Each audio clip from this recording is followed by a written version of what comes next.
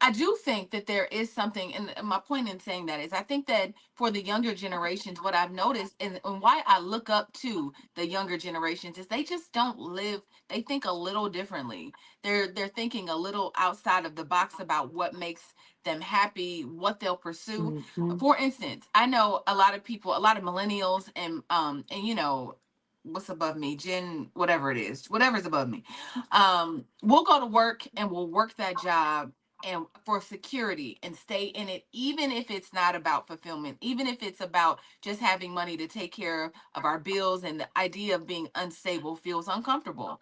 But what I Mm-hmm. notice is the kids don't do that. They be like, I want a soft life. I'm in my soft life era. Mm-hmm. I want to be a YouTuber or a streamer. They think outside of the box in terms of making money. I'm gonna create these products online. So I just think it's very interesting, what that stat said. Joe, what do you think about that? Do we need to take a cue from the kids? Yeah, because they figure something out. The system ain't it. They grew up watching, all this stuff, the recessions, the pandemics, the racial uprisings, and they watch, their parents burn out. And their parents are not necessarily our parents, but like somewhere in between. Not necessarily us, but somewhere in between. So their mindset is like, we're not just chasing money. They we want meaning, we want flexibility. You know what I mean? And I'm not mad at none of it. You know what I'm saying? Because like the emotional cost that it took on my generation and the generations before me is not nothing that I would look at and be like, yeah, let me give me some of that. Just because y'all say I'm lazy if I don't do this or I don't do that. But they want impact. They want ownership. And like you said, they want the soft life.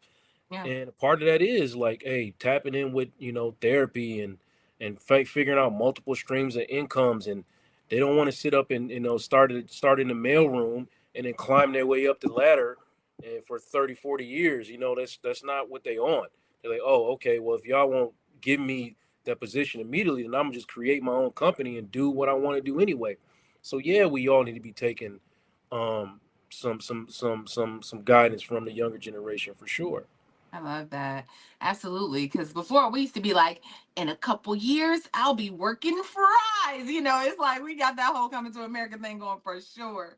Um, I'm on the burgers, but next week, next year, I'll be working on fries. All right, Deborah will win. What's up, Deborah? We love to see you here again, like you are every day. Says to be successful is a purposeful, boring lifestyle and add consistency.